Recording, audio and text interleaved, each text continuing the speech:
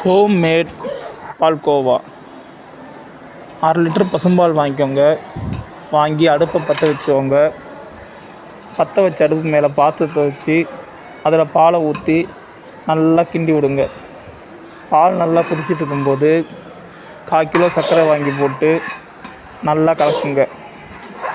மேற்கொண்டு கொஞ்சம் நெய் சேர்த்துக்கோங்க. நல்லா பால் சுண்ட காயிற வரைக்கும் கரண்டியை விட்டு நல்லா கலக்கி விடுங்க. பால் நல்லா சுண்ட காஞ்சி நல்லா வரணும். நல்லா சுண்டின உடனே பால் பாத்திரத்துலேருந்து அந்த பால்கோவாவை எடுத்து ஒரு கிண்ணத்தில் போட்டு வச்சிங்கனாக்க பால்கோவா ரெடி.